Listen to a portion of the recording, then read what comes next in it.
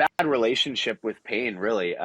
That's one of the most common conversations that I'll have is you maybe get someone in who's got some chronic pain or had an issue that's been bugging them for 10 years. And you can kind of see the hope drain out of their face sometimes where it's like, this is something I live with. I identify so strongly with this pain. It's part of who I am at this point. And trying to, break those shackles off and get people to understand that there is no life without pain. It is a part of the human experience, and you're going to have it at some point for some reason, no matter what you do. If you do nothing but lay in bed for 20 years, you're going to be in a lot of pain. I'll tell you that. Like, there is no way to avoid it. So you kind of have to just steer the ship right into the storm and be like, the way through some of these things is keeping your body moving, trying to address it and really meet it head on.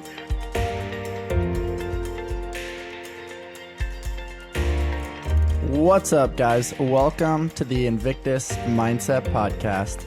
Today's guest is an 8 times CrossFit Games athlete with 4 podium finishes. He's a legend in the space who's still on the quest to win the title Fittest Man on Earth. He's a doctor of chiropractic, a father, and a husband. The Ginger Ninja, Patrick Vellner. What's up, man? Hey, how's it going? Sorry, I actually just lost you for 1 second there. That's kind of normal. It seems we discussed a little bit off air of the craziness of the Wi-Fi on the Long Island of Patrick Vellner. Yeah, so hopefully we don't have too many issues today, but I think it's a good internet day, I think. I think so too, and it's always awesome to connect with you. And you just traveled a little bit along the West Coast over here in the Pacific Northwest with your wife. What was that time away from fitness and a little opportunity to connect with your family and explore a little bit like? It was awesome. I mean, we live, on Vancouver Island. We're very much in the Pacific Northwest, and the beauty of this part of the world is it's really stunningly beautiful. There's lots of hiking, there's lots of outdoor stuff to do. And my wife gives me a hard time because most of the year I don't do any of it because it's like it conflicts with a lot of, what my job is. And I'll finish a hard week of training and I'll have one day off in the week, and then we want to go for like a 5-mile hike, and I'm just like, oh man, I can't. Like, I know I shouldn't be doing it. So this time of year is nice where you can just sort of say yes to things and go travel a bit and do stuff. So we brought the baby. We did a nice long road trip down to kind of like middle of California and back, and it was nice. Like, because of that, we build up a list of items that we want to do while we live here, and that sort of road trip was on the list for a while. So it was nice to knock that off. And we were joking about it before. We didn't budget enough time. I feel like we kind of got home, and all we have now is a list of places that we want to go back and spend more time at.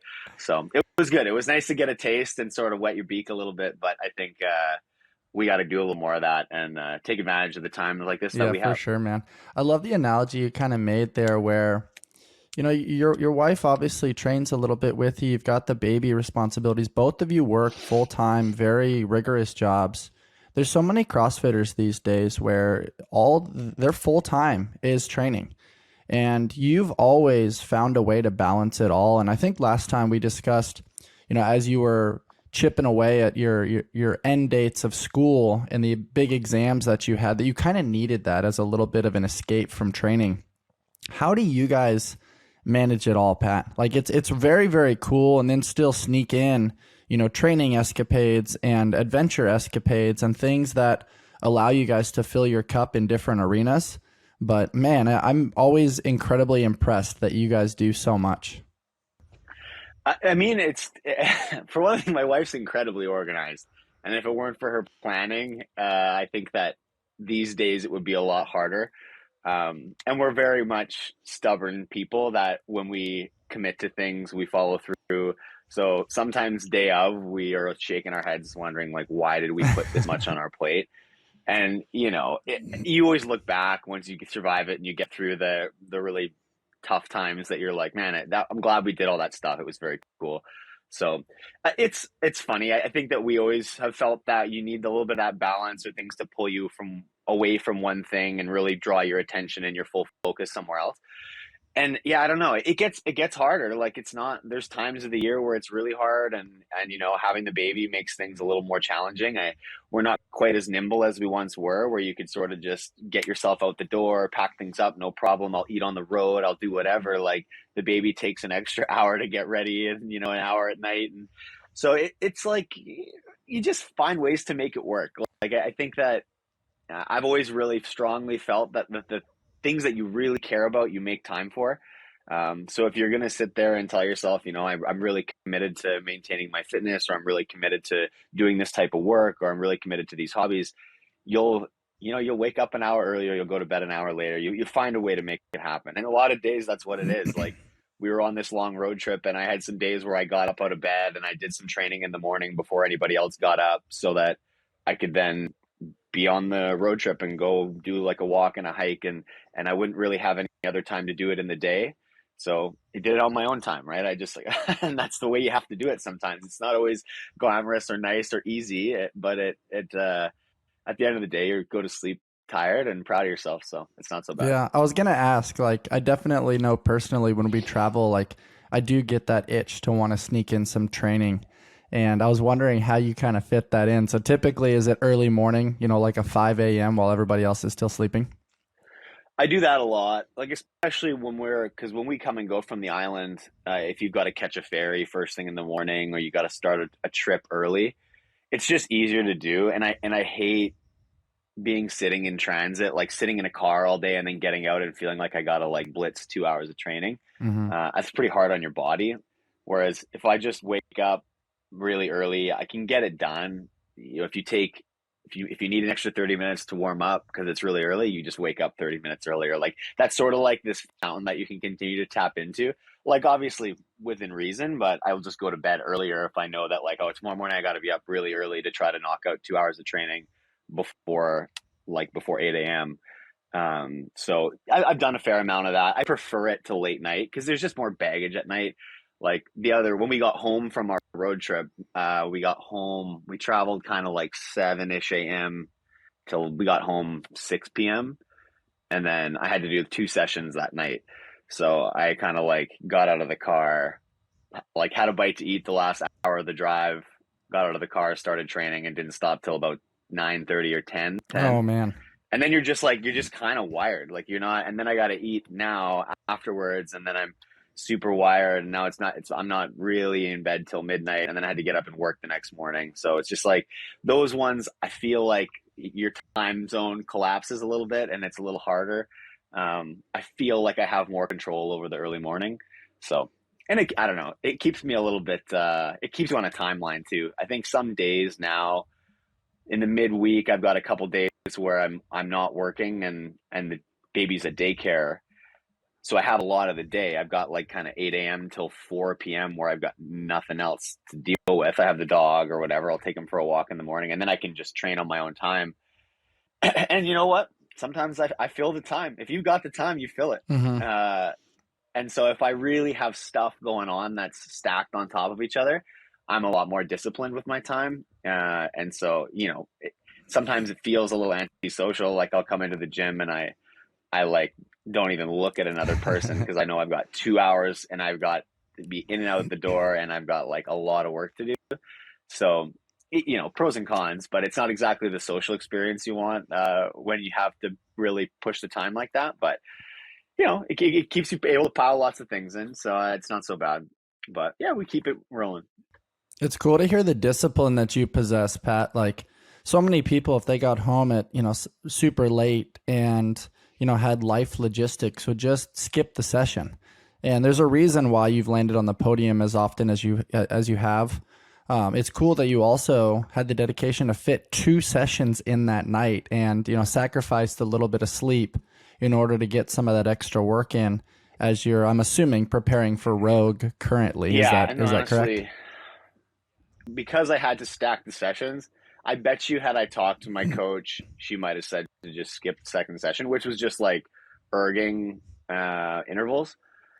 But I felt kind of like, yeah, even if I just have to dial the intensity down a little bit because the sessions are stacked on top of each other, and then I get some of that volume in. As you come into competition, that stuff kind of becomes important because it plays a big role in being able to recover well, having some volume accumulation and an adaptation to that. So I kind of made the decision that it was important. I know sometimes she's like, dude, if you've been traveling all day and it's this, like, she's very much more reasonable than me. I like to, I don't know. I'm very, if I have things to do and this was kind of the plan, I really do my best to execute all pieces of the plan and not leave any scraps on the table. So that's like more of my OCD probably than, sometimes it's probably borderline unproductive sometimes, but I very much like, I need to finish it, and then I can like turn the page and shut off and then move on to the next thing.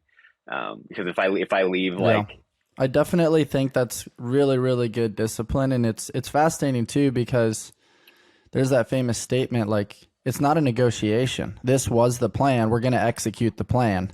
And I think it's cool that you live that. You're not just one of those people that say it on social media or put it as a caption.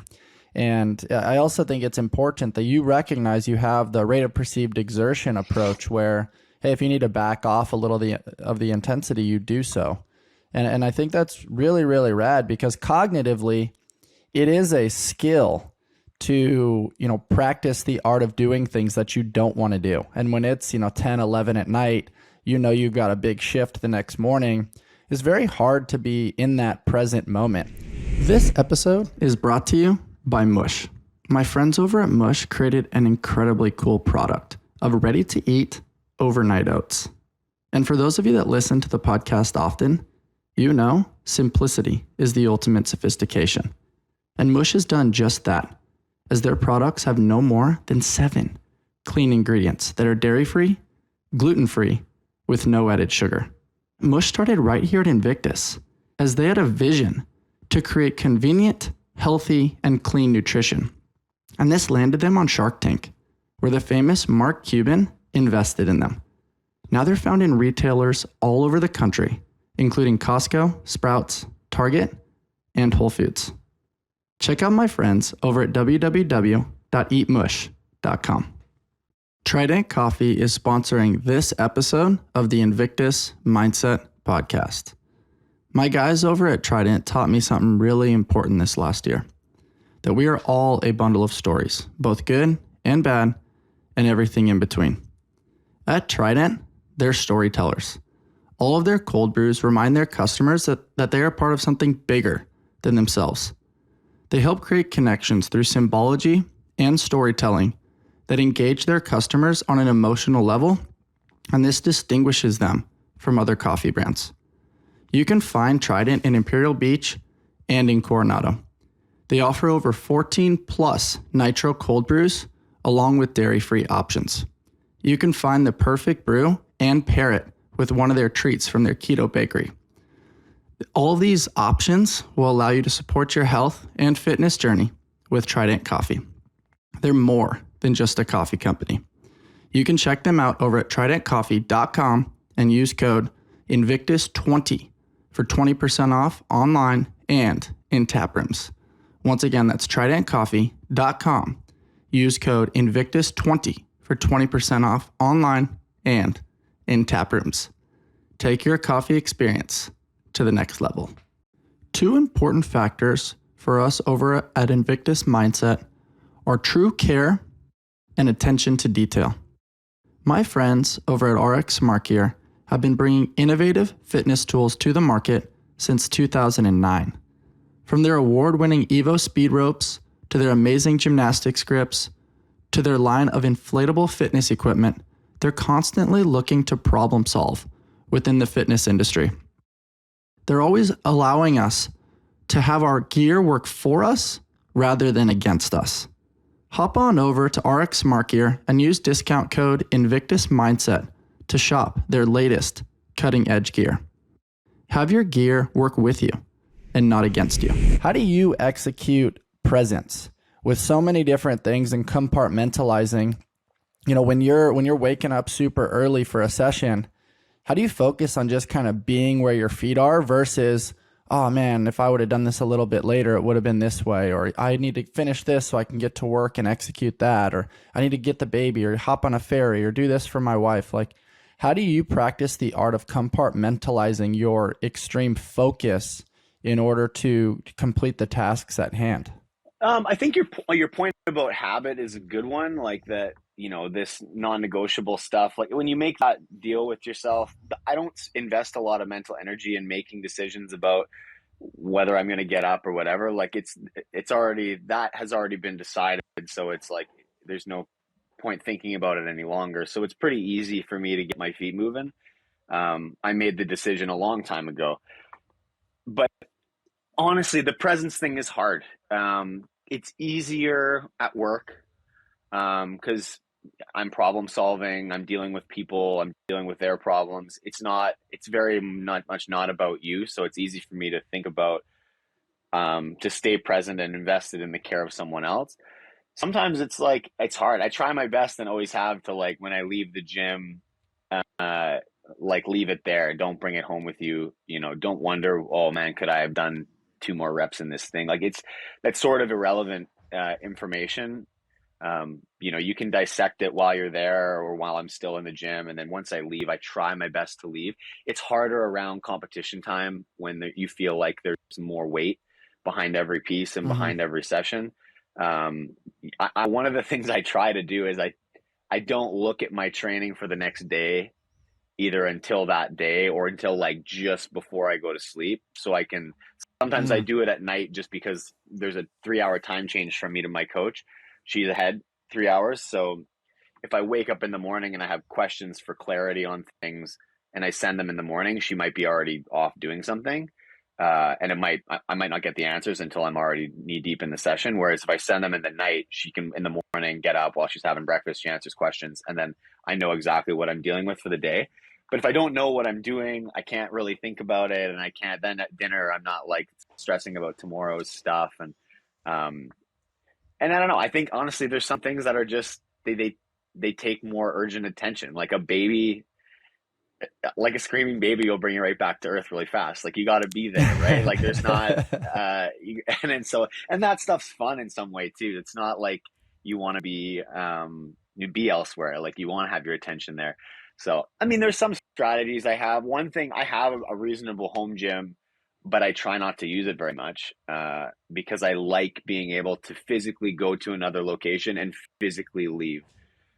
So like when I leave the office, like the clinic, I try to do all my charting, all my everything there before I leave. And then when I leave, I'm done it. I don't think about it anymore, other than maybe the odd email that needs urgent attention. And same with at home. Like I at the gym, I try to go, I do all my stuff. If I need to do some like posting or Instagramming stuff, like try to do that while I'm either at the gym or doing, like my stretching or whatever. And then leave the doors and be done. And I think it's like hard to sometimes have the home gym and know what it's just right there outside that door and you can like tap back into that world. So most of the time I do the majority of my work at the gym, and then I have a second session sometimes that I'll do at home, where I just need to do like interval work or something basic. And that's like, you can work that around like a nap schedule or something like that. Or I can have the baby out doing that stuff because I'm not like dropping barbells and on a clock and whatever.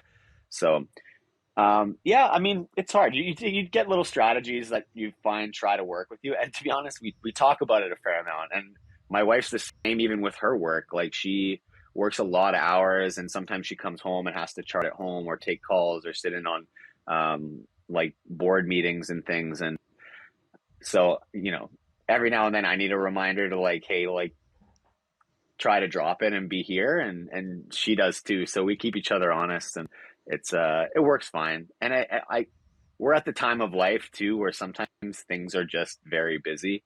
In your early 30s, life kind of takes off and you've got a lot of things on your plate. Like you're starting careers, you're starting families, you're trying to not lose your own identity. Like you're trying to do a lot of things. And so you can go for a couple days at a time and realize that you're not exactly tapped in. So having a partner that's like understands that and is okay reminding you from time to time and bringing you back down to earth is a good thing. Yeah, I think the communication loop is huge. And I loved your point there about identity, because so often in life we get validated for function.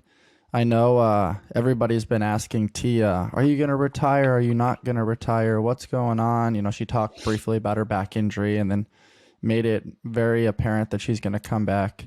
And there's been a little bit of discussion with you as well. And you're like, no, I'm coming back. I'm ready to go. I want to make sure that everybody else knows that I'm coming back too, which is cool. But what's interesting is you're Pat Vellner, the human. You have various layers to you, and there's different spokes within your wheel. You're not just a CrossFit Games athlete. And I think your point about, early 30s is very important because, things start to pile up. There's more responsibility. Your plate has less margin, and you've done a great job sharing with us today how you make that magic happen and how you compartmentalize and practice the art of presence, and also showing the vulnerability that you're not always perfect in that execution. Sometimes you need those gentle reminders. But what I'm kind of curious about is, this preservation of your special morning time. There's less distraction, less baggage, as you talked about. Is there a morning routine that you play with to kind of get yourself going a little bit? Are you a coffee guy? Is there a cold plunge or some sort of breath work that you utilize to kind of get Pat Vellner's engine rolling a little bit? Sometimes I think, yeah, it maybe doesn't look exactly like that, but you're right. Like everybody, there's a limited bandwidth, right? And I'm kind of, the more things you try to pile on, the harder it is. And like, I'm not saying like I'm old, but as I'm getting more mature as an athlete, it takes more investment in time and energy. Like the time I put into my recovery and mobility, it just takes more effort now than it did when I was 20. I could roll out of bed and do whatever I wanted when I was 20, and it's just not the case anymore. So you need to find those pockets of time to deal with those things that aren't going to interrupt other pieces of my day. So the times that is usually either early in the morning or late at night. And the rest of the day we're kind of running. So in the mornings, I'm very much more a morning person than my wife. She's a huge night owl, and I get up pretty early. So generally speaking, an average day, I get up half an hour before the baby, and then I kind of like make some breakfast for myself, make a coffee, make him breakfast. So then, and there's nothing else going on in the house. The house is just kind of quiet, and it's just still time for you to just sort of exist without necessarily, like, with basic objectives, but without any urgency to like accomplish a task or have, someone pushing you or pulling you in some direction. So I kind of have that 30 minutes where things are cool. I get the baby up, and then he just kind of chills with me and eats his breakfast that I already made for him, so he doesn't have any kind of whiny moments. And so we just kind of eat breakfast together, and then my wife will get up and get ready for work. I'll take him to daycare either on the way to work, or I'll go to training afterwards. And like that's sort of that morning window of like an hour and a half is kind of like easy time. Can I jump in there real quick? I'm just curious. Those Yeah. moments when you're having breakfast with your son, can you describe how special that is? You're getting to know his personality. You're feeding off each other's frequency a little bit. Like, that is time that is never going to come back. And, that's something I observe a little bit from parents, is just that unique, like the power of a moment, I guess, is what I'm trying to allude to. It's pretty cool. The age he's 15, almost 16 months now, and like he's definitely got personality like you wouldn't believe. And he's just like, he's getting different every day, right? And we notice, like, we just went on a week road trip, and you come home, and the way he interacts with his environment at home, well, a week apart, is like different. Development's coming fast, and it's like, on one hand, like every day you can just see him being more and more switched on, which Mm-hmm. is really cool.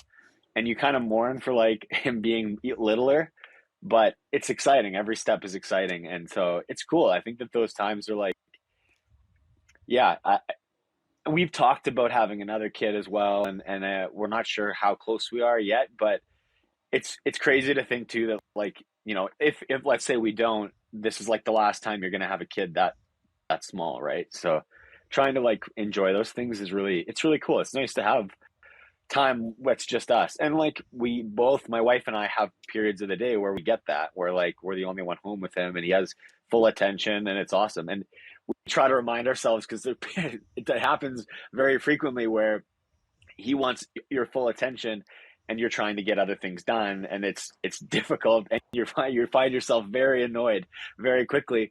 But it's then equal times you have those mornings where he's just like, he's awesome and he's a perfect little angel, and it's very cool. So we're fortunate to be able to do that and co-parent pretty well in a way that like neither one of us feels like they're doing the overwhelming amount of work, and we kind of share the load really well, and we all get our time with them. So it's cool. I'm very lucky to have that.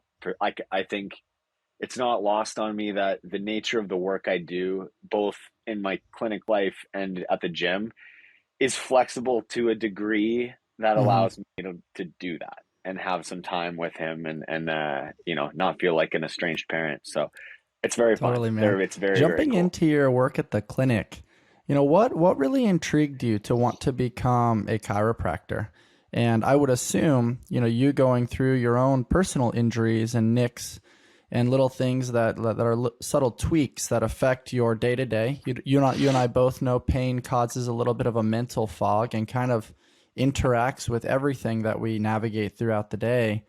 What's your experience like in the clinic providing chiropractic care and knowing that you overcame the challenges of school while, subtly getting on the podium at the CrossFit Games? Well, that's kind of funny because I think sometimes I have patients who Yeah. know and I have patients who have no idea, right? So it is funny, like occasionally you get someone who comes in and you do a full intake and you're talking about all the stuff, and then when you start doing some treatment or some type of care, then they start asking some CrossFit questions and you're like, oh, okay, like who I am. But it's kind of a fun escape also when people don't know, and it's like, this is not, because it's not about me, it's about trying to take care of these people and their problems, right? Like there's probably days where somebody comes in with an achy back or something like that, and like I just did 1,000 deadlifts the day before, and like my back hurts too, right? But it just depends on the nature of your relationship with pain and discomfort, and the causes of your pain and discomfort. Like my work is very much self-inflicted, so sometimes I come in and I'm like, yeah, I'm beat up too, but I know there's the way out, right? And I've learned about it, and I got to teach them about it. So it was cool. I think school for me, I went to school as a chiropractor mostly just because I was looking at either doing physio or chiro, something conservative care. Initially, way back, I was looking at doing medicine, and I just honestly, I don't really have a taste for hospitals or like healthcare clinics. I find them kind of depressing. So I preferred having more of like a wellness care clinic, conservative care clinic, where you're able to help people, but they're also, and this just sounds bad, but like they're also people in a lot of cases who are already prioritizing their health to some degree, and they have a high degree of investment in their health, and the patient demographics just slightly different, and you're dealing with less life threatening issues. Periodically you have to be able to identify something that's urgent and send them in the right direction, but by and large you're dealing with things that are annoying and they're causing people problems, and it's pain, but it's not life or death for the most part. So it was just like a little less urgent. And I, over the course of my athletic career, had been using a lot of resources like chiropractic care and physio care, because I was constantly like falling on my head, doing all kinds of stuff as a gymnast and playing lacrosse and whatever. Like I got banged up as much as anybody, and that was usually what I did to get myself better. And to some degree, it's just that I had a positive experience with my therapist, and I wanted to continue that trend for someone else, right? I think that's how a lot of people get into lots of lines of work. Um, so yeah, I think it just sort of fell together in like my last couple of years of university, and I applied and got in, and it's been good. I got in at a great athletic clinic here. But the island is an interesting demographic, right? It's sort of like an older population that live on Vancouver Island, but it's such a outdoorsy community. You sort of end up with a population of people who, maybe are knocking on the door of Mm-hmm. health decline, but they really don't want to. So they're looking for, lifestyle advice, interventions for how can I keep myself moving? How can I stave off any kind of significant physical decline? So it's a lot of lifestyle intervention and giving people the tools to maintain their health. Like you do this exercise, do this stretch, do these types of things regularly, and then you're going to kind of boost that longevity. And that's the type of care that I really like. Like I'm really into educational care and giving people homework and the kinds of things that they can do on their own. And if people need to come in for acute issues or we can, deal with some joints or muscle problems, then fantastic. We're always there for them. But I kind of joke with my patients often that if you're coming in for the same ache and pain for like years, then I'm doing half my job. I'm not really doing the whole thing here. Like the point is to try to get these things to go away, or at least teach you the tools to be able to manage them to a degree that allows you to do the things you want to do and live the life you want to live. Yeah, I love that you're preserving freedoms for your community and using the acronym inspire, educate, and motivate. And it's more than just hands-on therapy where you're doing it for them. You're kind of co-piloting their journey, it sounds like, which is very, very cool. And that aligns well with the rebrand of Ramwad. And now they're jumping into the terminology pliability, which I think is very, very cool because it's not just stuck within that CrossFit bubble, but starting to expand not just into other sports and other arenas, but also you look at what you just described, the weekend warrior, the person that wants to get out and do all the things that they love that enable them to have a full life and fulfillment and one foot in front of the other to, pursue this destination on a hike. And that metaphor can be used for so many different things. I guess what I'm curious about, Pat, is, inevitably what I'm hearing from you is that you treat the whole person. You don't just treat the acute injury. And I really admire that. But within the whole person also comes emotional challenge.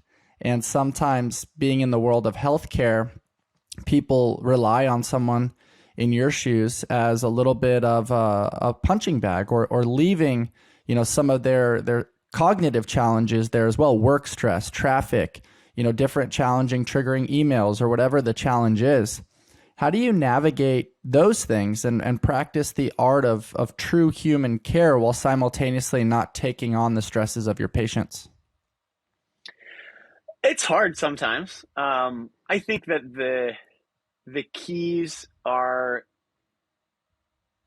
look, I would be lying if I said that there wasn't the odd patient that came in where you're like, you left and you're like, that was an energy drain. Yes. Like it took a lot of energy from me to like give to this person to either keep their stress down or give them the kind of care that they would leave the office feeling better. And some people are just either they're in a better condition at baseline or they're just, they're more wired to deal with some of that stress. Some people come in and they energize you. You have a cool, interesting conversation as you're doing the treatment and they leave and you're like, holy, like I feel like I just had a break.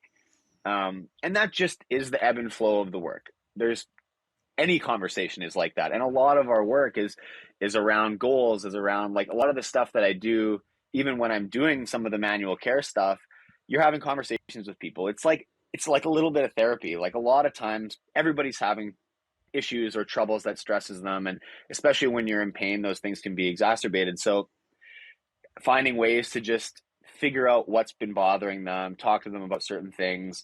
A lot of people want to be heard. And even just that alone, being able to download some of their problems from their day is going to help with their care and make them feel better, bring their stress down a little bit.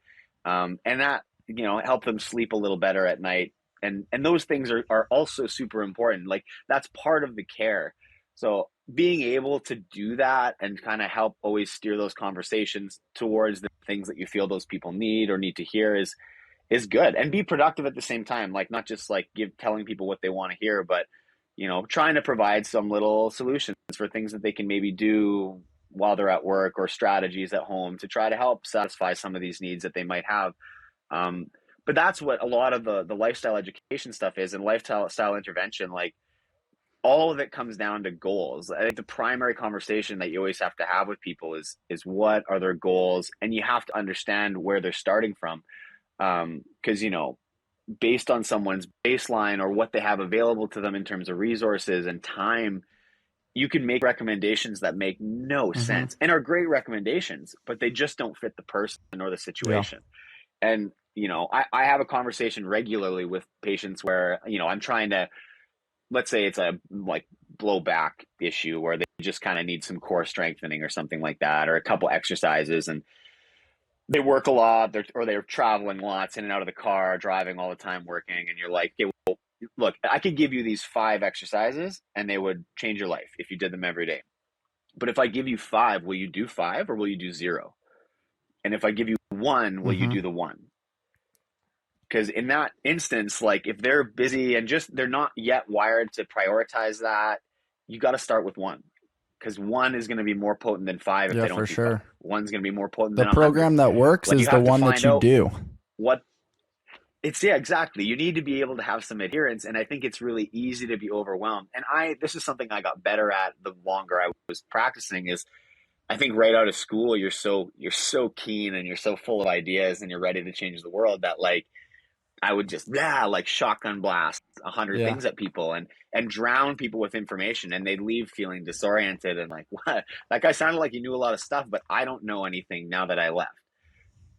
So being able to really simplify things and meet people where they are, in terms of lifestyle, goals, motivations, everything, and be like, make things really bite-sized for them and say, hey, we'll try this. I want to see you in 2 weeks, and I want you to like make some notes, start a note in your phone. Let me know how these things made you feel. And then when you come back, we can reassess that and tweak it slightly to make it fit you a little better. And then slowly just creep things into whatever works for them, right? And then if you're getting them towards the goals that they have, then that's the ultimate goal. Like my goals for you don't matter. Like if you're whatever, a guy who's coming in with a knee injury, and I'm like, what would be great is if I could get you to run a marathon or something, but this person has no interest in doing that, then what am I even doing? It's like, I don't need this guy to be able to dunk. He just wants to be able to go for a hike. Like, so just whatever, reel in your approach and make sure that it makes sense to them and they can see the end goal, and it's a goal that they want, not that you want for them. Right. So those conversations about goals and everything are just, that's the starting point. And it's something you need to revisit all the time and make sure that people, because that's how you stay bought in. And that comes down to exactly what you said. Like if you're still bought in and you still see the reason, then you're going to do it. And then you're invested, and it doesn't take as much energy to do it. So those are always like, everybody's slightly different. And like, that's what makes it kind of fun. And some people, it's a more difficult conversation, or there's more barriers, or there's more things that you got to kind of whack through to get to where you want to go. But everybody can get there. It's just, their destination is slightly different and their route is slightly different. And that's what makes it a bit of an art form. Yeah, I totally agree. I can't help but smile over here, Pat, because one of my missions with the podcast is creating a safe space to allow people to be unapologetically themselves and let their light shine. And that right there, ladies and gentlemen, was a brief glimpse. Seeing the way you lit up just now and talking about your patient care. Maybe it's just that you and I know each other a little better now, but the first time we spoke, you were fresh out of school. You didn't have as much, in my humble opinion, upgraded language. And now in the beginning of our conversation, you noted getting your beak wet a little bit as a metaphorical analogy. Just now you talked about downloading people's problems. I truly believe that the art in patient care and the human experience is utilizing appropriate communication to paint total context, to deliver appropriate information to the individual. And just seeing how much you've upgraded your operating system and your willingness and ability to communicate, super fucking cool. Like just seeing your development and growth as a man outside of what the world knows you as is this, high level CrossFitter, but there's so much more to you than that.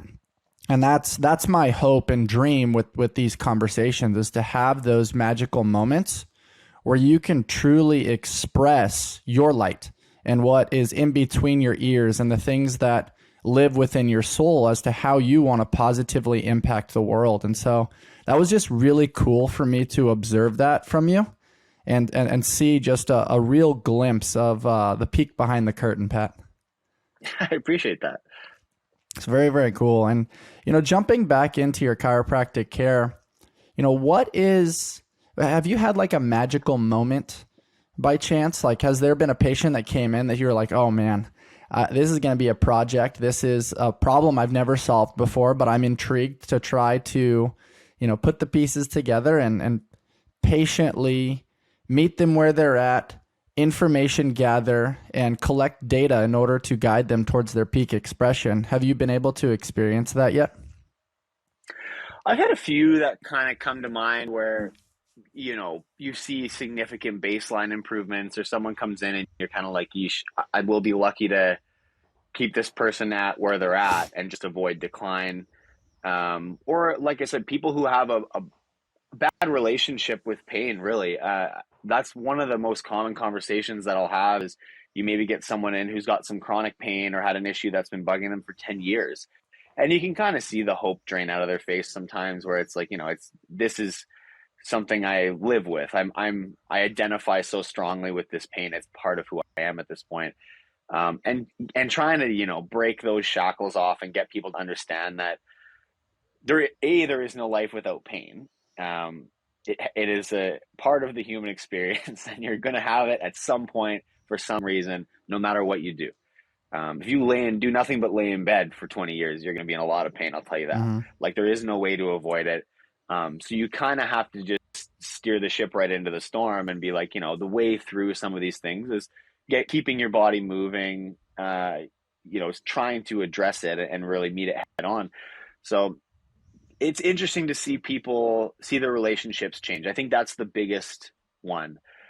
Physical condition can change and it ebb and flows a little more. You get somebody back to hiking a little more and then they overdo it, and then now they're like knees sore and now they got to come back a little bit. And you have to have those conversations about not overstepping once you feel like things are trending the right direction. But I think seeing people start to really internalize and understand that is like, those moments are really cool, where someone comes in and you can tell they're a bit downtrodden and they say, okay, well, how do I get this person to understand that,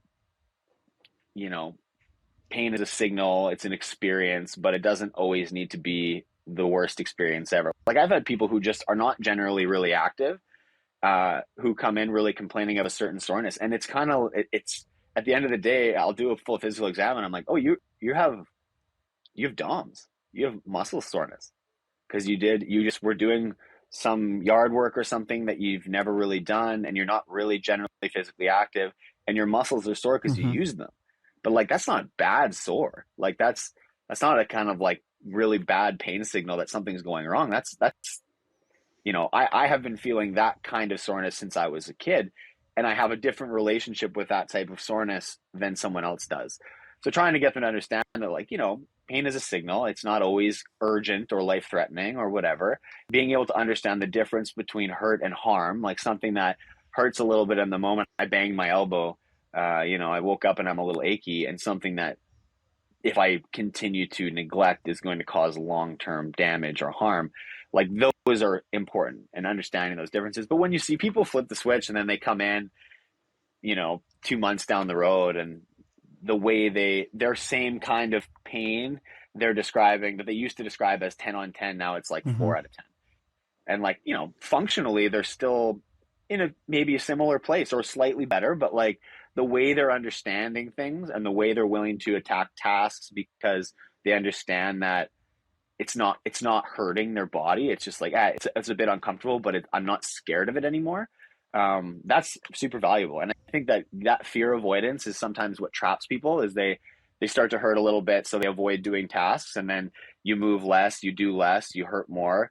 That's all you really think about, is how much you hurt. And it's this sort of downward spiral. And I've described to patients lots that there's, you can spiral down or Mm-hmm. you can spiral up. Like, once you start to generate some positive momentum, movement gets a little bit easier. So you do more movement, and then it gets even easier, and then you do more, and then you get stronger. And then those things can develop positive momentum. And that's what you got to do, is find a way to break that negative cycle and just reverse the spiral and get people to vortex upward. And when you really see that start to take effect, it's cool because it picks up steam. And then, usually what will happen is I'll see it twice, 2-3 times, and then I don't see them again for like like a half a year or something like that, until they bug something else, and then they come in with another complaint that's completely different. And then my last note is like, I haven't seen you in a year. how's your knee doing? And they're like, oh, it's fantastic, great, hasn't bugged me in a long time. They're like, yeah, great. So like, what's next, right? Like, and then those things are cool too because it develops trust with people. And anyway, it's a lot. Those are a lot of fun. It's cool to see people. That's the stuff that changes their lives, right? Like understand their pain, be able to understand that you can overcome this, you can generate positive momentum, and just change that relationship. Those are Yeah, I think really changing the valuable. So relationship is huge. You do a great job painting a picture and showing that, hey, there is light at the end of the tunnel. But sometimes it's challenging to restructure the narrative, especially, when you look at the other side of medicine, which is, I got this MRI, the thing's torn, I'm going to have to get surgery. Sometimes that can be a little bit more of the depressing narrative, coincided with, for whatever reason, I don't know if you view this lens too, but I feel like our society in general teaches us that pain is bad. Oh, you feel that thing? You got to take Advil.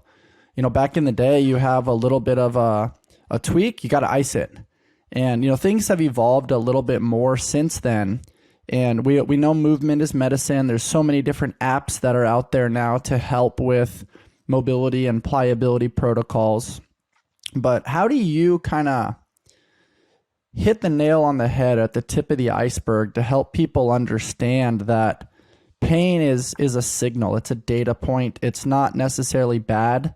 And I'll throw this in there as well. I recently chatted with big wave surfer Laird Hamilton, and he had a little bit of a knee tweak.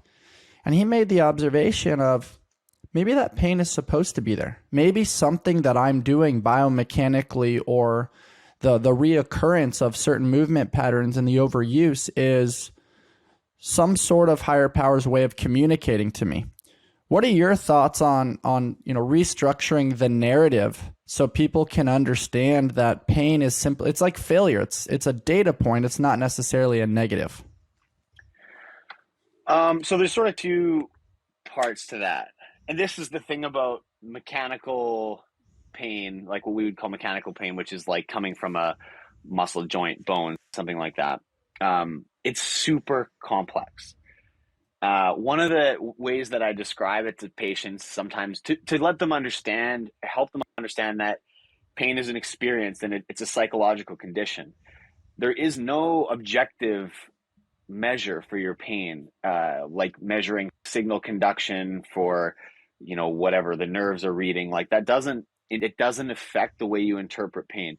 Like it's between your ears. And this is why I like people who talk a lot about meditation or just like, frankly, exposure therapy, like the way you like condition yourself to experience pain and like not like it, but just sort of not be as bothered by it.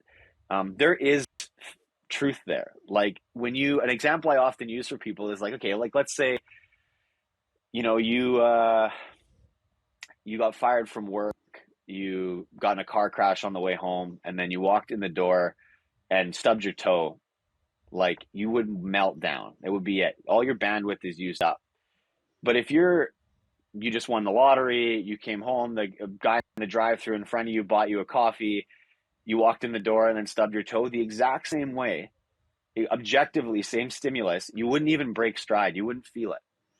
There's just a total different experience there. Like when was the last time you were doing something you really enjoyed? I don't know, whatever. Like I'm out going for a trail run. I get home and my wife says, hey, where'd you get that scratch on your arm? And you look and it's like not an insignificant scratch. And you're like, I don't even know.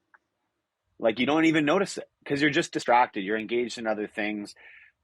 There's so many ways that your body down regulates and up regulates things. So yes, whereas on one hand, it is a signal. It's a signal that something has happened. It's not always a signal that something is grossly wrong. But the way we do have a certain degree of control over these signals, just in the way we understand them and the way we kind of let our bodies interpret them. Like it's very rare you stop doing something you really love because you like have a little bit of an ache. But if I was doing something I really hated, I'd get up right away. I'd stop. Like that's just the way it is. And so you can train yourself out of that a little bit. But from the like biomechanical side and the like imaging side, our interpretation, our understanding of pain is a bit funny. There has been a little bit of a push of like, we shouldn't have to live with pain. We have the science to get rid of it and whatever, like you can medicate things away. And, you know, in some ways that maybe is contributing to an opioid pandemic and all that stuff, right? Um, it, it is a signal, but there's no perfect biomechanics. Every body's different. We have textbook analysis of how certain things should be done, but like to Laird's point, maybe there's something he could be doing slightly better. But I mean, my understanding is Laird's a hell of a surfer, so I think he's probably doing it pretty well for what his body needs. And, you know, maybe as you get older, that need changes slightly and it needs to adapt a little bit.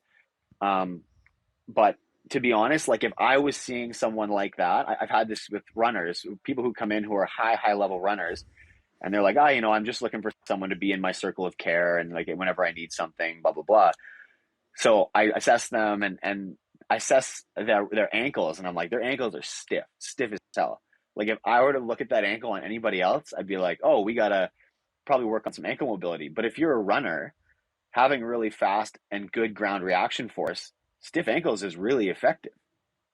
So to me, like that's your tool for your sport. Like, am I going to spend 3 months trying to make your ankle looser so that you run slower? Like, what's the end game here? Like, so there are different things that we can look at objectively and say, oh yeah, there's this here, but it doesn't necessarily direct the care intuitively where you might think. Like that's where conversations are important about goals and that stuff. Imaging is a major problem in that regard because, like, I promise you, if we imaged my whole body right now, the report would read a mile long. And if I got really concerned about it,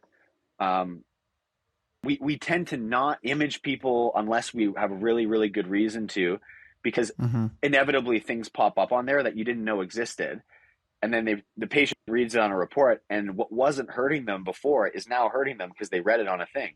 And I'll have patients come in sometimes with reports on whatever, like, oh, I have some back pain and I got this x-ray done 3 years ago and this is what it says. And it's like, hey, there's like a disc or like a mild degeneration at a certain level, which frankly, like everybody aged like 35 plus probably has at some segments, and it's very likely not contributing to the pain.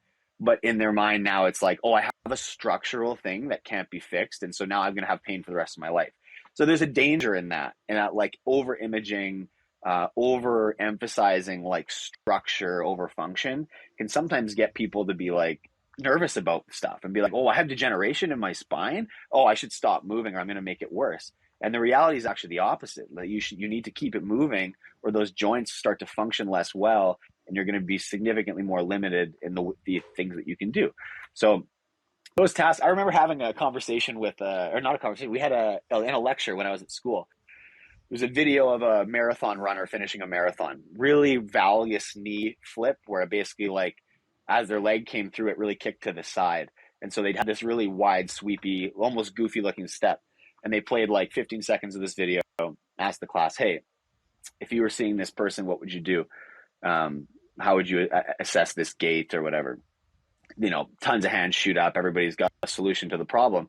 And then the instructor said, this person just won the Boston Marathon. If you were any kind of a therapist, you probably wouldn't touch their gait. Like they've trained that gait to a point where it's ideal for them.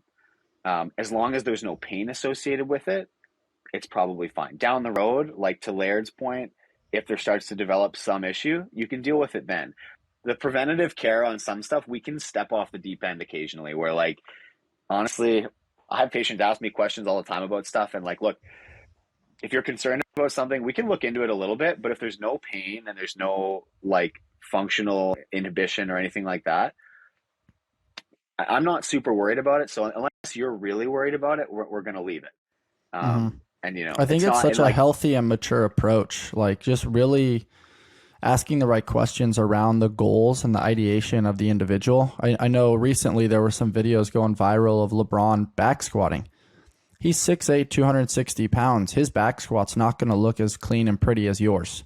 And, you know, well, I just briefly, that. You saw it? I remember that because he wasn't, he was like only squatting to like parallel maybe. Yeah. But the reality again is like, when is that guy ever going to break parallel? For sure. He's got to be springy above the knee, right? He's got to jump. Like if he ever ends up below parallel, something's wrong.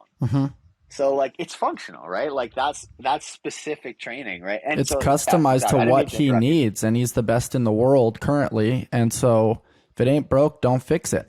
And customize the approach to meet the needs. And I think it's really interesting that you point this out because it's true education. It's assessing the specifics of the scenario and customizing to the individual needs rather than a blanket statement of everybody needs this much range in their ankle. It's like, well, maybe not if they're jumpers or sprinting or running athletes that need that, short ground reaction time as you talked about. So I really, really appreciate you sharing this in the context associated with it.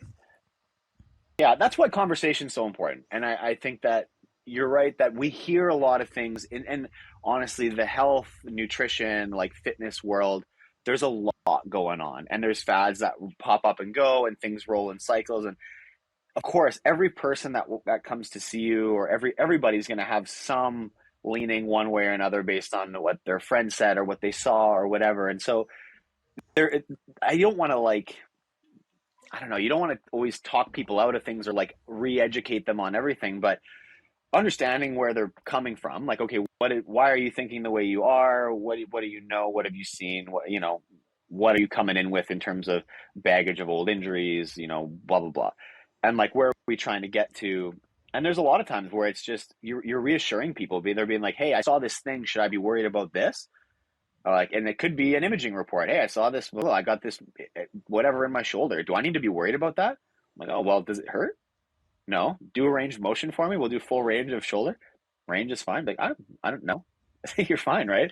So some of it is like, you got to be a little more careful than others, but a lot of it, sometimes people just don't know. And the reality of being a therapist is people come to you for some answers or your expertise, right? So often they are coming in for that reassurance of saying like, hey, I want you to look at this. Should I be concerned about it? And if you say yes or no, you can dictate things accordingly. But sometimes the answer is just no, and that's an okay answer. If people are like, hey, should I be worried about this? And you say, no, not at all. That's perfectly normal. Like that's a normal variant of what I would expect for you. And they say, great, cool, off you go, on with your life. Like that's okay, Mm-hmm. right? But I think people want to make sure they're not doing harm to themselves long term, which is, of course, as they should be.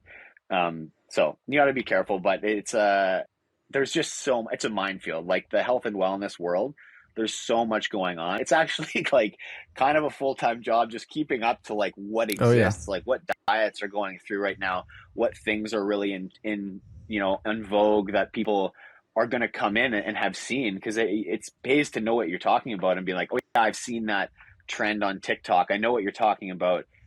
You should think about it this way, or you should whatever, or I totally disregard that, or actually there's something to that. You should try this.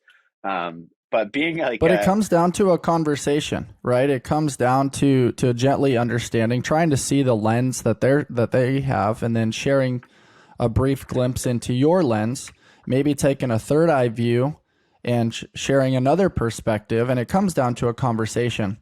And where I'd like to go next with our conversation, Pat, is, when you look at what we described offline, we talk about preventative medicine. That's movement. That's a little bit of chiropractic care. That's conversation. But then on the other side, you have this reactive medicine. Hey, I'm coming in with this issue. I have this imaging. I was told that I need X, Y, and Z, or that I've been on this medication for a long time. You alluded briefly to the opioid epidemic that some people deal with. I'd like to take a moment to thank our friends over at Vuori. They are bringing a new perspective on performance apparel. Their products are incredibly versatile and allow for freedom and flexibility in any arena. As humans, we are complex creatures, always on the move and always on the go. Allow Vuori to join you as you navigate the complexities of the human experience. Whether you are training, adventuring, lounging, traveling, or attending meetings, Vuori has options to suit your active lifestyle. My personal favorites are the men's core short and their line of Ponto performance products, which are so incredibly soft. Check these guys out over at vuori.com/Invictus Mindset for 20% off your very first purchase and free shipping. That's ri.com/Invictus Mindset for 20% off your very first purchase and free shipping. Everything they have is designed to work out in, but doesn't look or feel like it. It's so freaking comfortable that you won't want to wear anything else. Breathing, movement, circulation, digestion. What do all these body functions have in common? Our muscles. There are over 600 muscles in the human body that are responsible for supporting our daily activities. That's why your muscle health is incredibly important. On this podcast, I always discuss seeking our peak expression and striving to maximize our human potential. And so I try to share with you the top products that I find on the market. MyHMB is a clinically proven ingredient that has been shown to help build and maintain lean muscle mass, increase strength, improve recovery, and enhance body composition. Learn more about your muscle health at myhmb.com/Invictus. Once again, that's myhmb.com/Invictus. Enhance your muscle health and enhance your life. And that we're observing in the world. I guess my question really is, in modern day healthcare, it's hard to dissect and filter who has your best interest. There is a fear-based metric associated with health insurance. If you don't have it in certain places, you get penalized on your taxes. So you have to have health insurance. But then you don't know, like, do they have your best interest? Do the doctors have your best interest? Or are they just trying to bill the insurance in order to get a payout so they can, buy their next car or go on their next vacation? I would hope that most care isn't that way, but the sadness is that it does exist in some places. But what I'm seeing oftentimes is people go see their doctors maybe 2 to 3 times a year. There's a generalized questionnaire that the doctors receive. And then based on that questionnaire, there's a brief 15-minute consult. Typically, they are funneling you to some sort of specialist because of the liabilities associated if they diagnose or treat and it doesn't fall underneath their expertise. And then all of a sudden, you kind of get lost in the shuffle where you're not really sure what's right, what's wrong. There's so much nuance. There's so much information thrown at us. And then you have to also bleed in a little bit of the capitalistic nature where money plays a role. And so the general consumer of healthcare is at this point completely in awe and not really sure what's right and what's wrong. And so I threw a lot at you right there, but I guess the point is this comparison between preventative medicine over here and reactive medicine, they should play off of each other and be complementary. But sometimes one weighs more than the other because of the monetary component and lack of time, where there isn't an opportunity for a conversation. Yeah, so I will admit, I'm going to preface this whole conversation by saying the healthcare system you described, I don't live in. Gotcha. So I'm less familiar with it. And the healthcare system here is slightly different. So some of the things I'll mention are probably, some might be, they transcend both. Some might be more of what I'm talking about. Or what I experience here. And I agree. I think it gets framed sometimes as a very us versus them, like preventative versus reactive care. And in an ideal situation, they help each other out.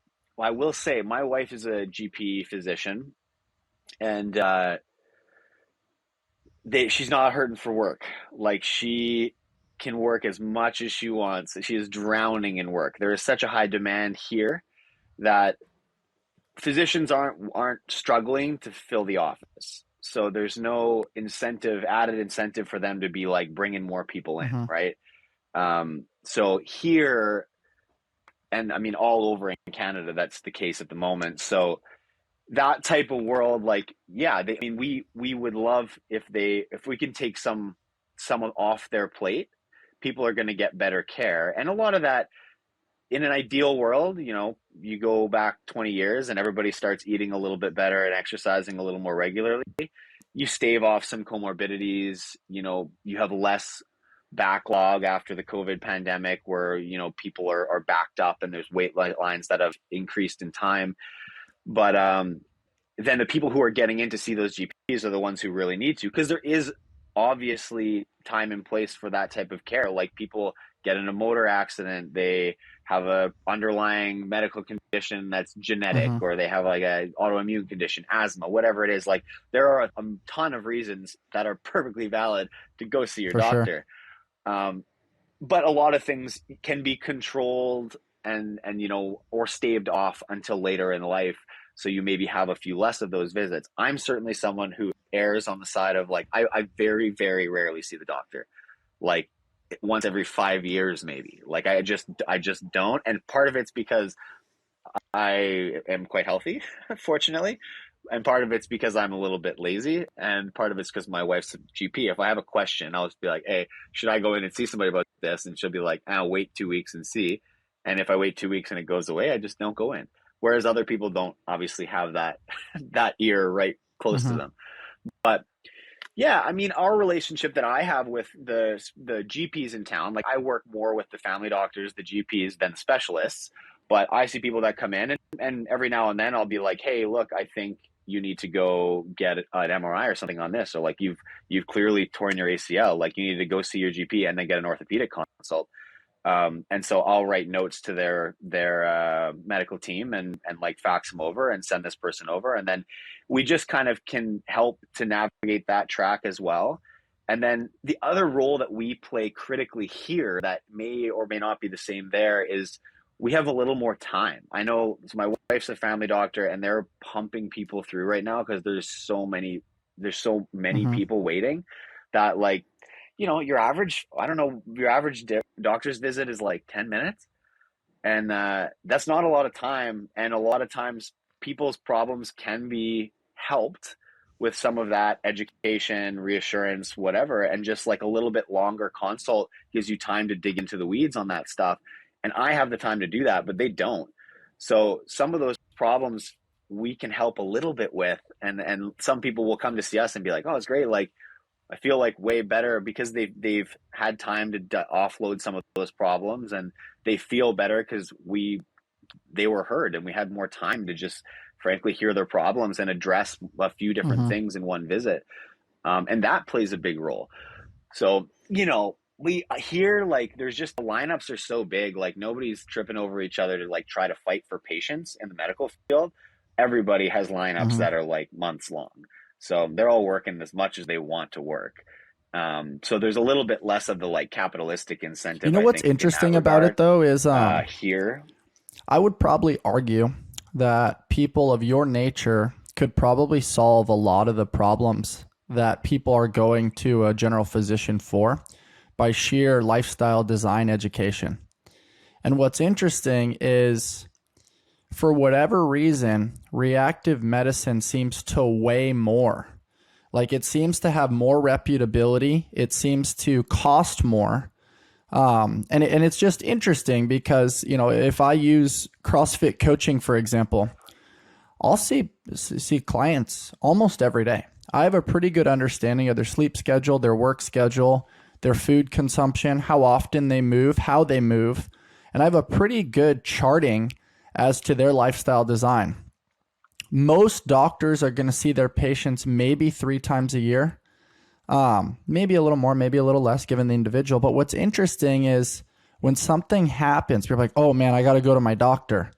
And it's not necessarily wrong. It's just that's part of the reason why they're backlogged. That's part of the reason why they don't have time for the depth of consult. Versus if there was kind of a little bit more education around optimizing lifestyle or doing what you described, practicing the art of stillness. Hey, this thing's a problem. Let's wait a couple of weeks. Let's see if we can treat it appropriately. And then if it lingers, then we go see the appropriate doctor. And it's just interesting because there's a certain narrative. You described it a little bit in relation to pain, how there's a story that we tell ourselves.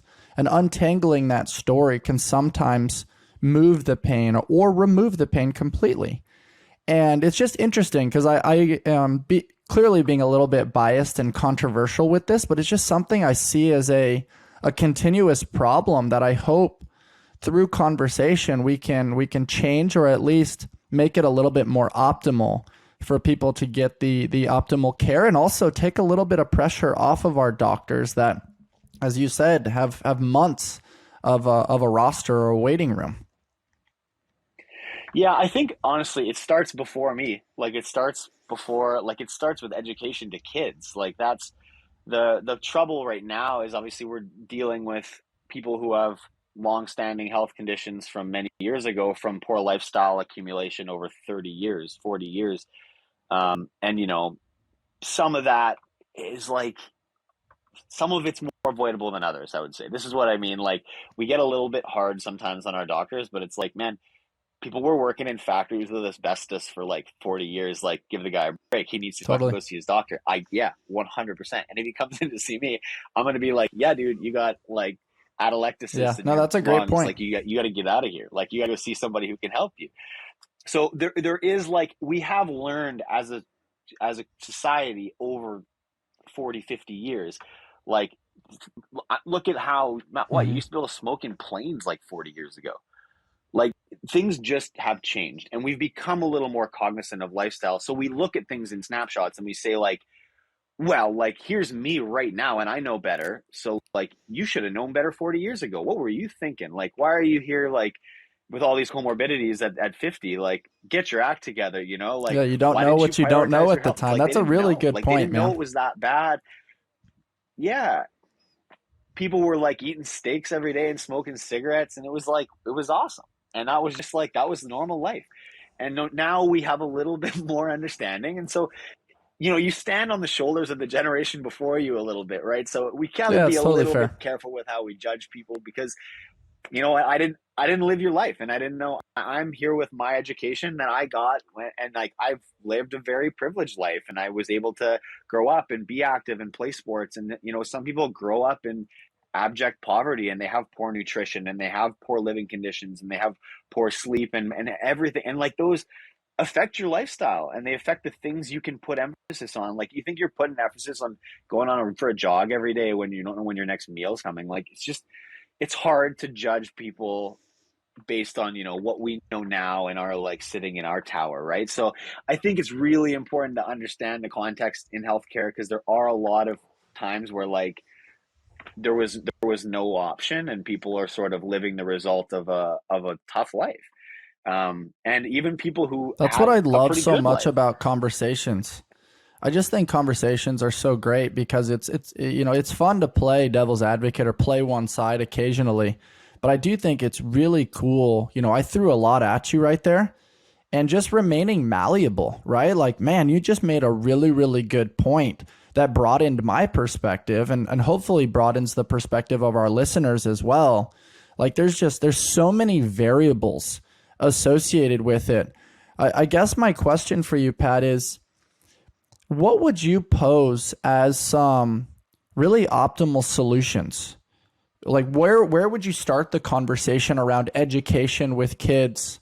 You know, how would you position the health insurance model? You know, is there potentially a connection of metrics based on, you know, Garmin's or Whoops or different things that show how frequently you move? Or is there a blood panel that show health biomarkers to potentially decrease some of that? I'm just very curious, like, how do we move the needle in the right direction on this type of conversation? So there's two things to that. One, I'm not gonna solve the American healthcare system that I don't really know over this podcast, but I would say that there are, as like a nerd who like understands the importance of research and things, there are models that exist and work pretty well. And looking at certain metrics on a large global scale could be super helpful. Like there are countries that have much lower rates of comorbidities and various different things. And like my I don't know this. My gut instinct would be like go look at some country in Scandinavia and I bet you their like general health outcomes are probably significantly better. And I would wonder what they're doing in their children's school classes, their health classes, to teach people how to eat, how to be active, how to whatever when they're young. And those Mm-hmm. sorts of things, I think something that, you know, the best time to plant a tree is 20 years ago, but the second best time is now, right? Like Mm-hmm. you're not going to fix a lot of the current problems, but we can avoid downstream issues if we can start to sort of move on the right path. And like we just said, I think to a certain degree, we are doing that. And, in that my generation knows a little more than the generation before it.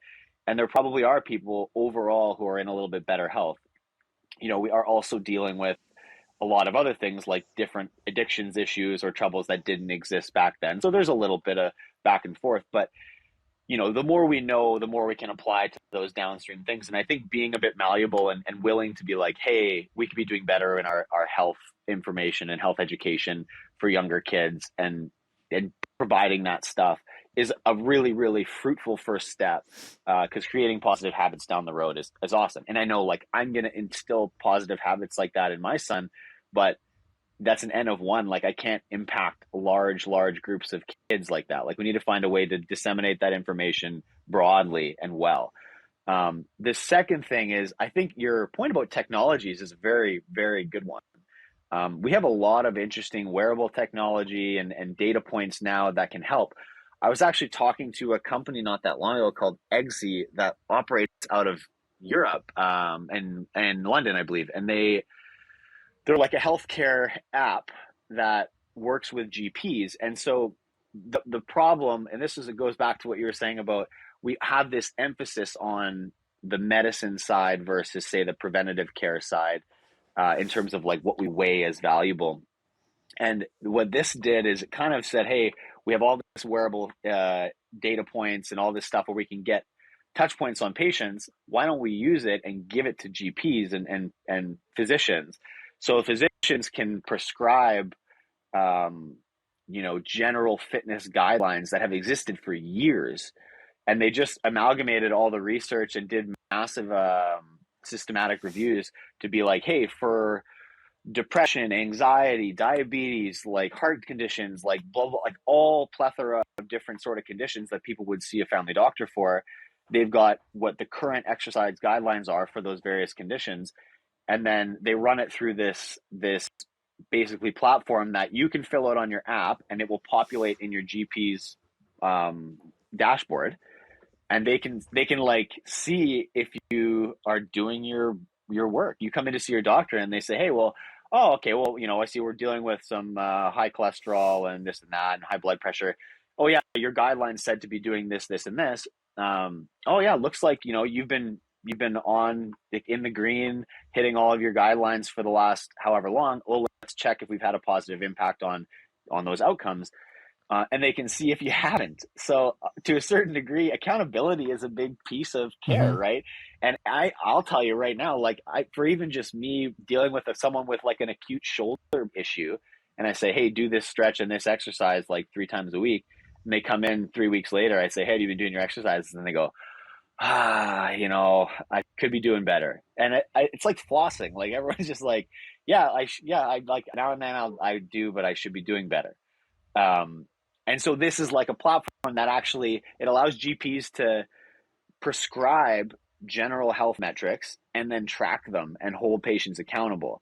So if you're not meeting your side of the bargain, then like there's a conversation that needs to be had, and you're the one that's got to walk into that doctor's office and be like, hi there, I'm still here with my high cholesterol and I have not done anything about it.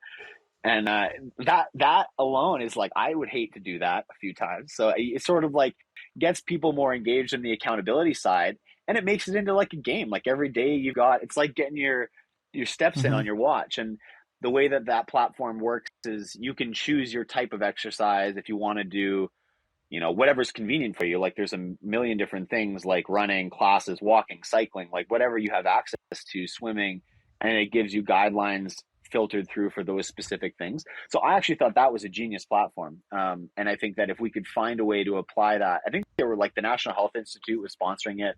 If we could find a way to sort of translate that into North America, we might be able to have a more profound impact on those comorbidities and those things that are very preventative poor health outcomes, by just engaging people with the toys they want to play with anyway. Like you got all these wearables, you got all these things, and everybody wants to, and especially, I don't know, people who are like 50, 60, like getting to retirement age, and they're like, they want to kind of be active and do things and maybe have a little bit of disposable income now.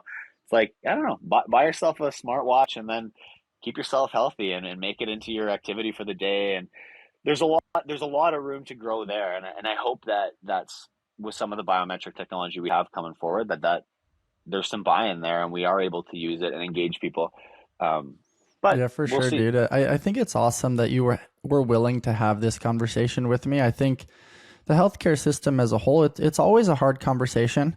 I don't think any of us have the exact answer, but it's fun to discuss. It's fun to see the different perspectives that people have, to hear potential solutions and ideation from companies like that can utilize the technology for accountability, for additional data metrics to help enhance compliance and, shift the narrative in a slightly better direction and hopefully get people living higher quality of lives. And so I appreciate your willingness to, as you talked about, get your beak wet in that topic.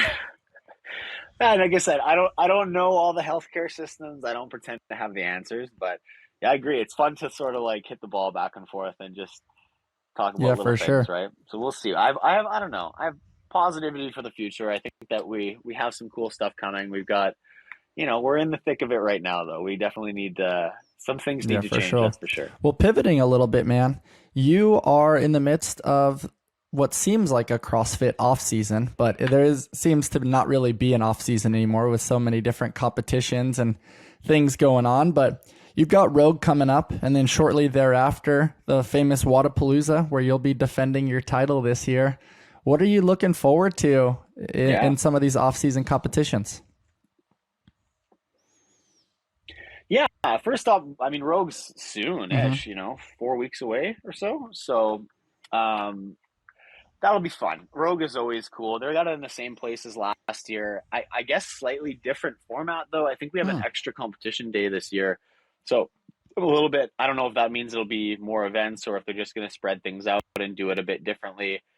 But that's always a really fun competition. I'm trying to now get myself kind of geared up for it. And usually for Rogue, that kind of means getting on the echo bike a few more times and maybe doing some more heavy loading or weight Yeah. vested stuff or whatever, right? I think that every year we've done that competition live. We'd had like a ruck run event and you're going to lift heavy and you're going to ride the echo bike. So we've been doing more of that, mixing in some strongman. I think one of the coolest things about that competition is last year how they had the Oh, yeah. strongman competition embedded in it. Um, and we got to, I mean, we shared a locker room with all those guys and we kind of got to know the strongmen and talk to them a bit. And it was very cool to see the mutual admiration between athletes in different sports. I think that there's like this, I've always felt like in fitness sport, like, CrossFit, powerlifting, strongman, bodybuilding, whatever, there's always like this on social media anyway, there's like this hate cycle of like whatever you're doing is the best thing, and then whatever the other guy's doing is stupid. And you see it a lot. And it's just like constant talking shit about everybody else's stuff. And it's like, man, I just don't get it. And maybe it's because of my other line of work, but I just sort of look at it, I'm like, look, man, if this is your hobby and it's making you exercise every day, Mm-hmm. keep up the good work. Like, I don't care, man. I don't care how you want to do your pull-ups, how you want to squat or fucking, it's fine. Just do something, and that's great. And then it was cool to see that at this competition, I think that it just sort of shows what you see on the internet is not necessarily reality. Like, these guys were super nice and they were hyped on some of the stuff we were doing, and we would be watching them in the back, and like they do just inhuman things. And we were like, it was so cool to just see everybody kind of chop it up in the back and laughing together and just appreciating what each other is capable of and doing. It was a lot of fun. So that's a cool aspect that Rogue has that I've always really enjoyed. And it's always felt like it's a little more intimate. It's a smaller competition field. It's generally a very skilled competition field, being like the top 20 kind of athletes from that year. So I feel like they're a little bit less um, like handholdy. Mm-hmm. Like the briefings are pretty quick. They sort of give you a lot of respect as professionals, and so things are fun. They run pretty smoothly, and it's always a good time. So I suspect the events will be hard and the field will be very strong, but it's always a very fun competition. And I mean, I've generally been very successful at Rogue in the past, so it's one I look forward to. Right now, I'm just, try to get back into it. Got a few weeks to get my shit together and stay healthy, and then hopefully be able to show up and have fun. Totally. You have such a wide skill set. So I know skills are typically never an issue for you. And I know you'll be prepared for it. You're never shy of preparation. You and your fellow Canadian, the professor, Brant Fikowski, both of you guys seem to prepare very, very well. And what's it like chopping it up with some of the legends at the Rogue competition, some of the OGs that have been around from the very beginning? What's getting weird about that? Especially knowing now that Boz programmed the games. Yeah, I mean, that'll be interesting this year to see if there's any difference. What's getting interesting is I saw the legends lineup, and like half of them I've competed against. I was gonna say, I was like, oh, you said shit, it for me. It's starting to get to that point in time. I remember doing the first Rogue Invitational in 2019, and I think all of the guys there had retired before I did individual competition. Maybe not. Maybe Dan Bailey. Did he compete in 2016? I think he did. I think so. Anyway, there was like, he's got the biggest biceps. Yeah, it's awesome. They're monsters. Still, I know. I love it. Fucking body by Bailey. I love that guy. He's awesome. Yeah, for real. But so that year there was like, it was all, that's what it felt like OGs, like people that were like, I had seen when I first kind of had CrossFit come across my radar, and but it was, that year was also very fun because I feel like it was the first time they had done the Rogue Invitational. It was very new. Everything about it was new. And I remembered like little things about it being funny, like talking to Tommy Hackenbrook, and like after the dinner we were like hanging in the storefront of the big Rogue headquarters, because they did it in Ohio that year, and he was like asking me what grips he should use, and I was like, dude, haven't you been doing this for like ever? Like, you're gonna ask me? I've been doing this for like 4 years. Like, I don't know. Yeah. It was like very funny. Like, there was just the same, like I said about the strongman, like this like mutual admiration between parties, people being like, yeah, well, like we started it, but like you guys are like really good. And we were like, oh, okay, I guess like use these ones. I don't know. That's what I would do. And like, we're making it up. Like, we don't. It's kind of like the technological evolution where the young kids are so much faster and more efficient at all the tech because they grew up with it. Yeah.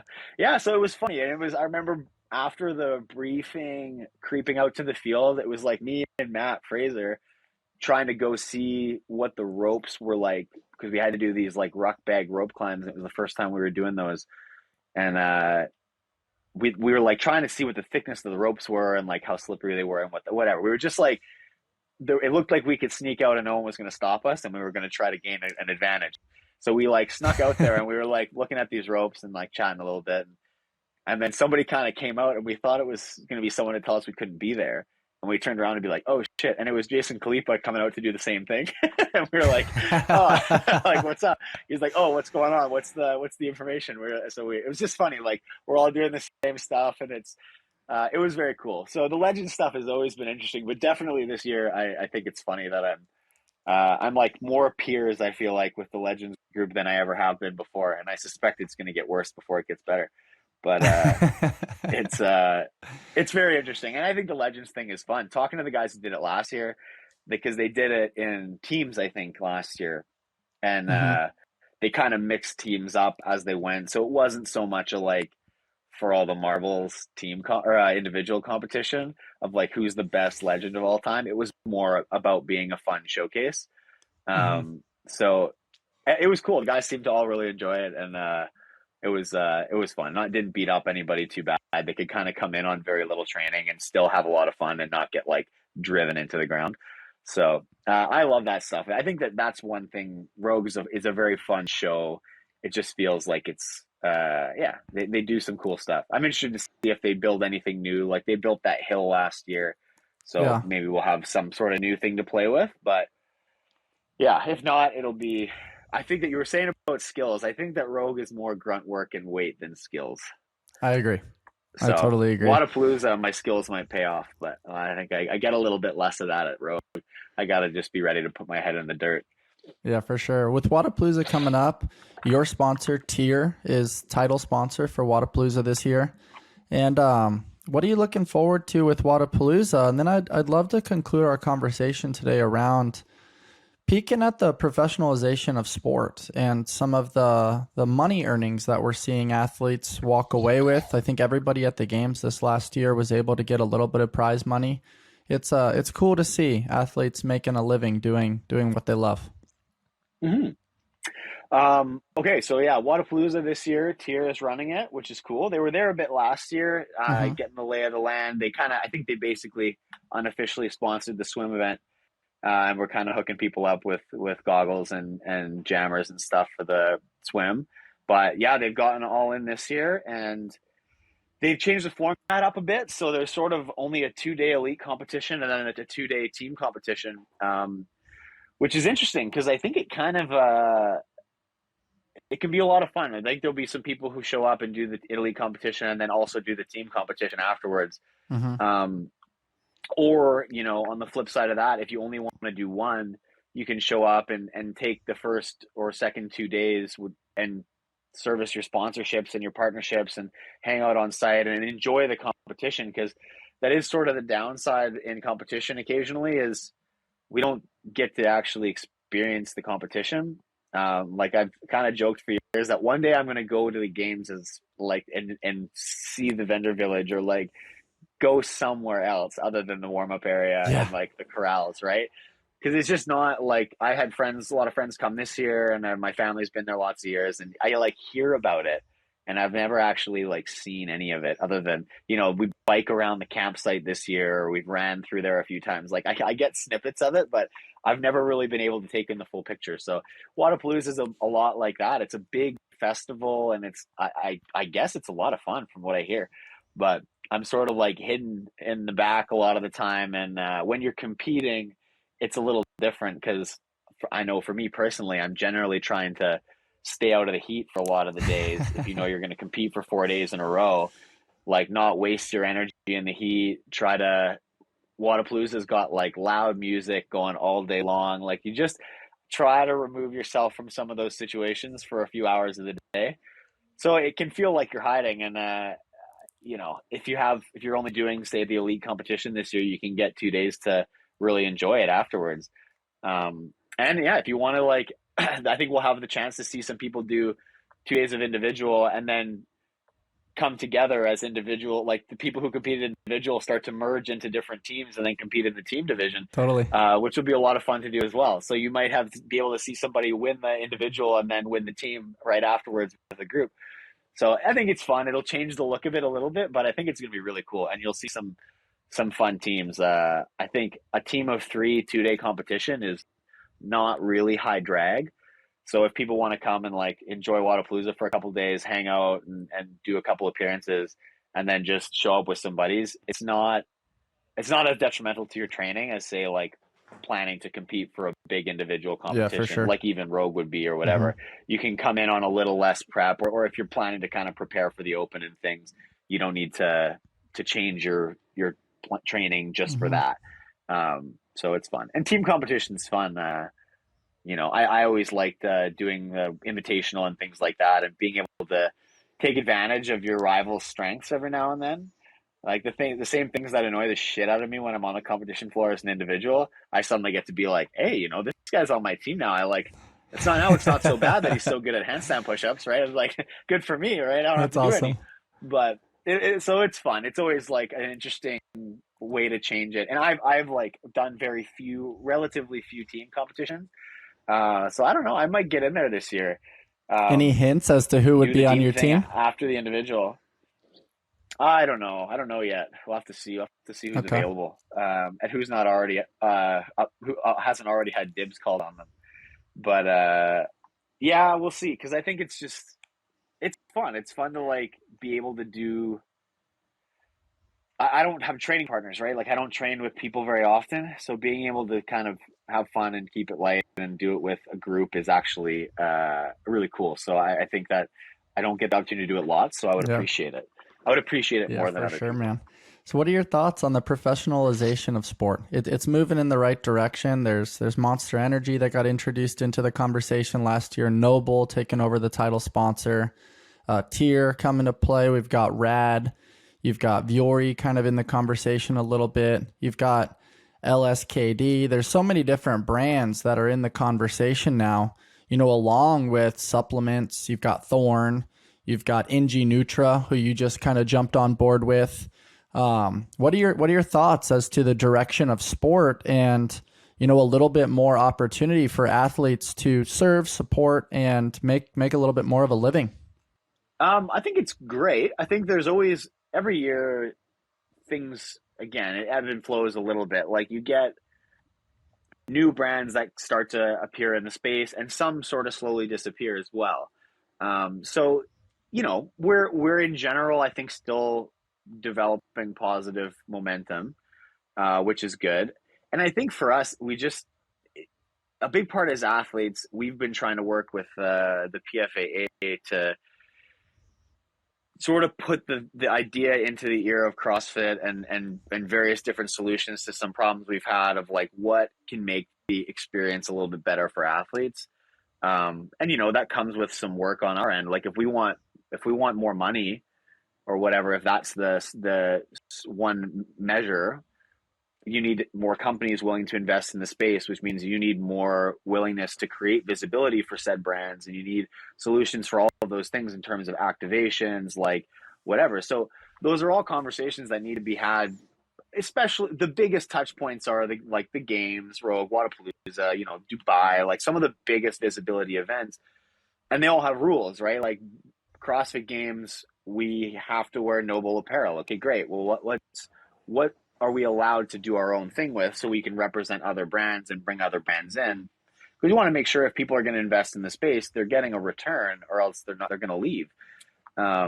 So we've been trying to talk with them a lot about where that wiggle room is for various places and what makes more sense. And I think you see competitions trying to get creative. I think that's probably a big part of what Tier is doing with Wadapalooza this year, with the two separate divisions, trying to be like, hey, can we run a shorter version of an individual competition that's maybe a little less wear and tear on athletes?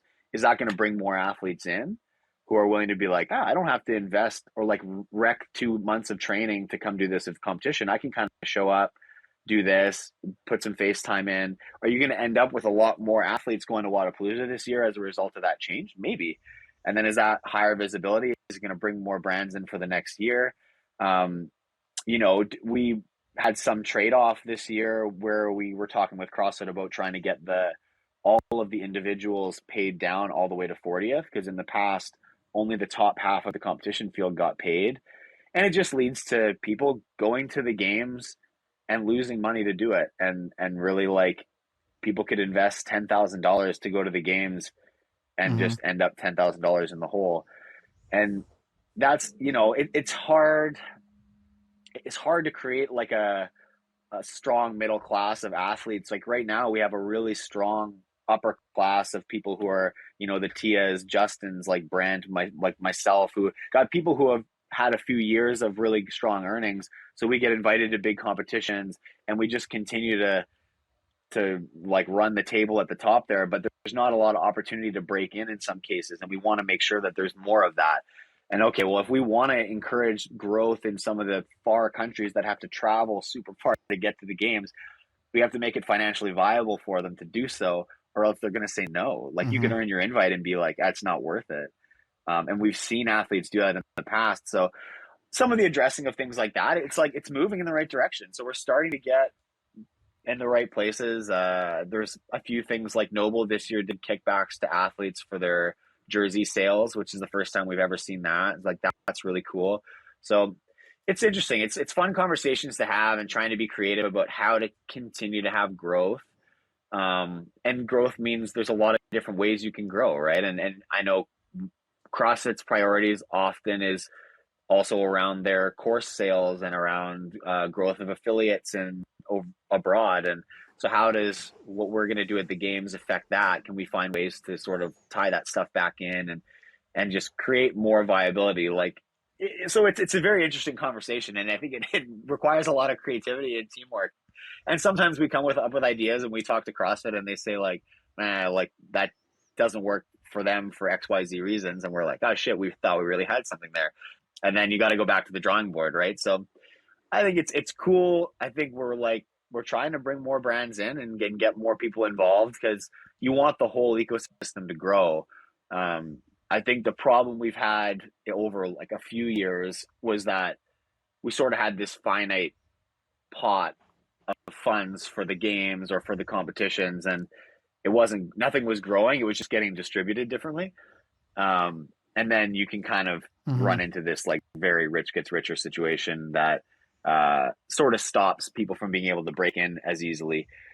And so, yeah, I mean, it's starting to trend the right direction. We just need to keep the legs going and keep chugging along. But I don't know. I hope that it just continues to grow and get better and get more lucrative for athletes. And this is coming from a guy who I could be doing this full time and I would be fine, but I choose to also work and do other things as a personal choice. But some of the work we do with PFAA to try to like move this stuff forward and help advocate for like more opportunities for athletes. It's like, it's not as much for me. It's like for the next generation of athletes. Like, you know, I'll be gone in a few years, and then like probably it's going to be similar to what it is now until I'm gone. And then maybe 10 years from now, it looks really different. But the idea is that we got to keep handing the baton off and keep making sure that we have people who are sort of trying to improve conditions for athletes. You know, this year at the games, we had way better conditions for coaches as a result of some of the suggestions that we made. And, you know, we feel as athletes like we are the closest to what's going on the competition floor and behind the scenes. It's basically it's us and CrossFit, or us and the competition organizers in a lot of times. And I think when you're organizing it, you know how you want things to run, and they don't always do that. Sometimes there's little things that are hiccups that you don't even really see, but we're the ones who are up close and see it or feel it on the competition floor and stuff like that. So it's been cool in the last year, for sure, a couple of years, how CrossFit's listened a lot more to some of that feedback, and that to see some of the changes that they've put in the last year has been cool. So, you know, we're going to continue to try to just provide feedback and ideas where we can and where we think it's going to be beneficial to all parties. But yeah, the whole thing is just, we got to keep passing the baton and keep sort of slapping hands and pushing forward. And, you know, eventually maybe it'll be my dream is that in 20 years or something like that, when my kid is, or say 10 years even, when my kid's like 10 and there's photos of me on the internet, like doing some whatever, he's like, oh, what's this about? And I can tell him, oh, well, let me tell you about back when CrossFit was young. And, you know, I was like doing this thing and it was really cool. And now it's like this really big thing. And he goes, whoa, you were part of that when it was really new? I'm like, yeah, that's right. And my fear is that in 10 years, the same photo still exists, but I have to say, oh, let me tell you about the rise and fall of the CrossFit empire. You know, we want to keep this thing positive and keep it rolling and keep it growing and really make sure that it turns into something cool, or continues to be something cool that people can get excited about, and, you know, and help to change people's lifestyles and things like that. But, you know, it takes work. It takes work from everybody. And I think It's incredibly honorable of you, though. And I think it's really brave and courageous to continue planting seeds, watering them, tenderizing them, and then hoping that they sprout with collaborations with the various parties. But Pat, it was such a pleasure to connect with you. Thanks for doing this, man. It's my pleasure. I know we're probably longer than we meant to be, but that's all right. That's how it goes when you have so many different facets within your world that we can poke at. And as you talked about, hit the ball back and forth a little bit. You provided so much amazing insight to me and our community today. So I appreciate you, man. Enjoy chipping away at your to-do list today. And I'll reach out when we go public with your episode. Sounds good, buddy. It's good to catch up. Likewise. If you guys enjoyed my conversation with Pat Vellner today, please rate, review, subscribe, and share with your friends. And as always, stay on the hunt for who you've not yet become. Thanks, Pat. Until next time. Cheers. Are you over 35 and in need of a solid training program? Are you looking to improve your athleticism and keep up with the younger athletes in your CrossFit gym? Then look no further than our Invictus Masters program. This program places year-round emphasis on mobility and stability exercises with movements that we have seen directly benefit our Masters athletes. Our program is led by Nicole DeHart and offers a training program designed specifically for Masters athletes who are looking to compete at a higher level in the sport of CrossFit. Some of our top Masters athletes in the world train with us, including CrossFit Games champion Kevin Kester, Matt Beals, and Pat Sprague. You can learn more about their stories and the Invictus Masters program by checking out their episodes right here on the Invictus Mindset Podcast. If you'd like more information about the current training cycle or to join the Invictus Masters program, please email Nicole at invictusathlete.com. That's NICHOLE at invictusathlete.com. Breathing, movement, circulation, digestion. What do all these body functions have in common? Our muscles. There are over 600 muscles in the human body that are responsible for supporting our daily activities.